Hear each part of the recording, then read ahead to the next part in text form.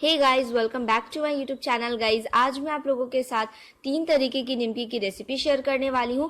तो चलिए guys, video को स्टार्ट करते हैं और देखते हैं कि हम इन निमकी की रेसिपी को किस तरीके से बनाने वाले हैं।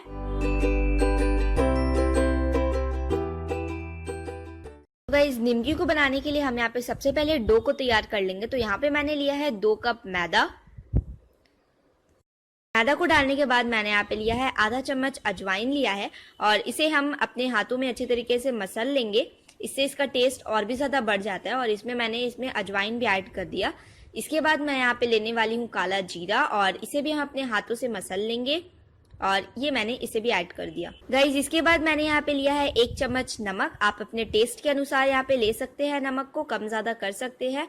इसके बाद मैंने यहाँ पे लिया है आधा चम्मच चीनी। गाइस, यहाँ पे चीनी को डालना ऑप्शनल है, लेकिन चीनी जो है वो निमकी को और भी ज़्यादा खस्ता और क्रिस्पी बनाने में हेल्प करता है, इसलिए मैंने यहाँ पे आधा चम्मच चीनी ऐड किया है। इसके बाद मैंने यहाँ पे लिया है 2-3 चम्मच के आसपास तेल डाला है और इसे हम अच्छे तरीके से मिक्सअप करेंगे। गाइस, मेरा मोयन जो है वो थोड़ा कम लग रहा था, इसलिए मैंने यहाँ पे थोड़ा सा और तेल जो है वो ऐड कर लिया। गाइस, मैंने यहाँ पे तेल का यूज़ किया है, आप चाहे तो यहाँ पे घी या फिर बटर का भी यूज़ कर सकते हैं। मैंने यहाँ पे तेल को अच्छी तरीके से मिक्स कर लिया और आप देख सकते हैं इस तरीके से ये बाइंड हो रहा है। और गाइज, अगर आपका ऐसे इस तरीके से बाइंड नहीं हो रहा है तो आप इसमें थोड़ा सा और तेल डालिए और उसे भी अच्छे तरीके से मिक्स कीजिए। सो गाइज, हमारा जो मोयन है वो बनकर बिल्कुल तैयार है और अब हम इसका डो बना लेते हैं। तो गाइज, इसमें आपको थोड़ा थोड़ा करके पानी डालना है। इस बात का आप जरूर ध्यान रखें कि आपका जो आटा है वो ना ही ज्यादा सख्त हो और ना ही ज्यादा नर्म हो।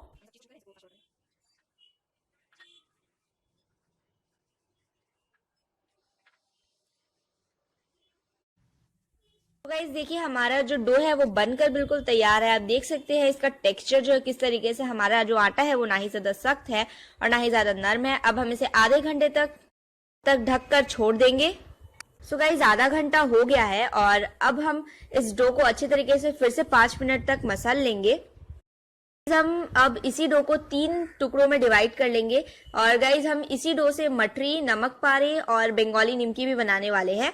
तो गाइज, इसे मैंने 3 टुकड़ों में डिवाइड कर लिया है। हम सबसे पहले बंगाली निमकी बना रहे हैं, तो इसके लिए मैंने यहाँ पे लोई ले लिया है छोटा सा और इस तरीके से हम इसे बेलना स्टार्ट करेंगे। देखिए, मैंने इसे अच्छे तरीके से बेल लिया है। अब हम इसे फोल्ड कर कर इसे एक ट्रायंगल का शेप देंगे।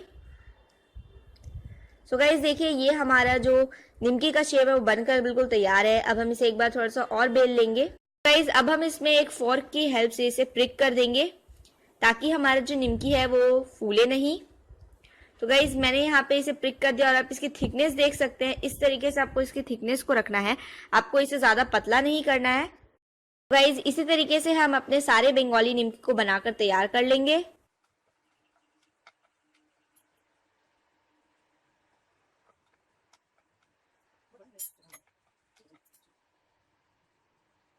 देखिए, मैंने इतने सारे बंगाली निमकी बनाकर तैयार कर लिया। तो अब हम इन्हें तलने चलते हैं।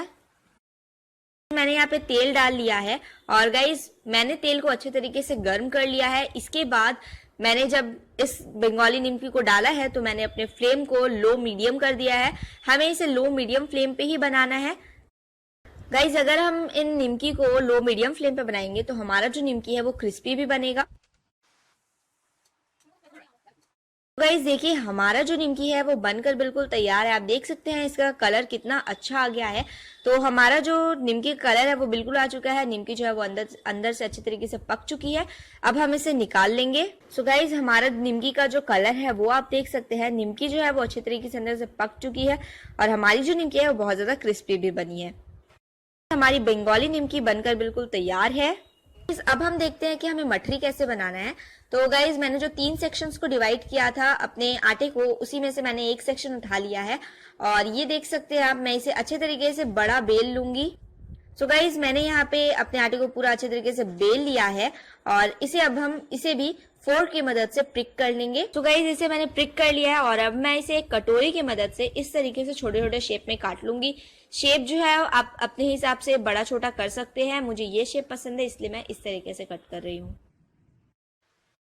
तो गाइज, देखिए मैंने अच्छे तरीके से सबको कट कर लिया है और अब मैं आपको इसकी थिकनेस भी दिखा देती हूँ। तो आपको इस तरीके से इसकी थिकनेस को रखना है। गाइस, आप देख सकते हैं मैंने इतनी सारी मठरियाँ बनाई हैं और इसके बाद हम इन्हें तलने के प्रोसेस में चलते हैं। तो गाइज यहाँ पे जो मेरा फ्लेम है वो बिल्कुल अभी लो मीडियम है। पहले मैंने अच्छे तरीके से तेल को गर्म किया हाई फ्लेम पे, उसके बाद मैंने यहाँ पे लो मीडियम फ्लेम पे मैं इसे पका रही हूँ, बना रही हूँ इन मठरियों को। तो लो मीडियम फ्लेम पे हम इन मठरियों को बनाएंगे।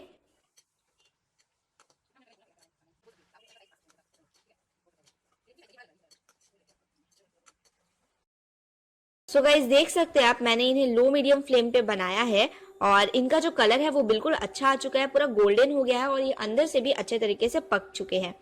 तो ये हमारा मठरी जो है वो भी बनकर बिल्कुल तैयार है और अब हम इसे निकाल लेंगे। तो गाइज अब हम चलते हैं अपने नमक पारे को बनाने के प्रोसेस में। तो गाइज आप देख सकते हैं मैंने यहाँ पे जो डो का सेक्शन कट किया था उसे मैंने बेल लिया है और इसकी भी थिकनेस आपको उन्हीं की तरह रखनी है। तो मैं यहाँ पे 2 शेप का नमक पारे आपको बनाकर दिखा रही हूँ। एक आप इस तरीके से कट करके इस तरीके से आप बना सकते हैं, आप इस तरीके से इसे कांजू के शेप में बना सकते हैं, या फिर मैं अभी आपको एक और प्रोसेस दिखाती हूँ, आप उस शेप में भी इन्हें बना सकते हैं। देखिए या तो फिर आप इसे इन कांजू के शेप में बनाइए या फिर अभी मैं जैसे आपको दिखा रही हूँ उस शेप में बना लीजिए। तो मैं यहाँ पे डायमंड शेप का कट कर रही हूँ।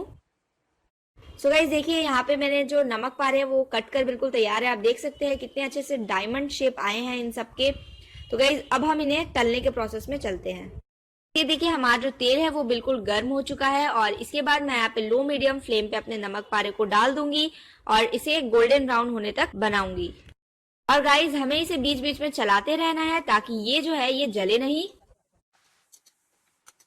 सो गाइज ये देखिए हमारा जो नमक पारे है वो बनकर बिल्कुल तैयार है। आप कलर देख सकते हैं इसका इतना अच्छा आ गया और अब हम इसे निकाल लेंगे। गाइज कैसा लगा आज का आपको मेरा वीडियो? अगर आपको पसंद आया हो और हेल्पफुल लगा हो वीडियो तो वीडियो को एक लाइक जरूर कर दीजिएगा, मेरे चैनल को सब्सक्राइब जरूर कर दीजिएगा और सब्सक्राइब के बगल में जो नोटिफिकेशन बेल आइकन है उसे भी क्लिक कर दीजिएगा ताकि आप लोगों को मेरे वीडियोस की नोटिफिकेशन मिलते रहे। वीडियोस को अपने फ्रेंड्स और फैमिली के साथ भी शेयर कीजिए ताकि उन लोगों के लिए भी वीडियो हेल्पफुल हो सके। और मुझे नीचे कमेंट बॉक्स में कमेंट करके जरूर बताइए कि आपको ये वीडियो कैसा लगा। Thank you for watching.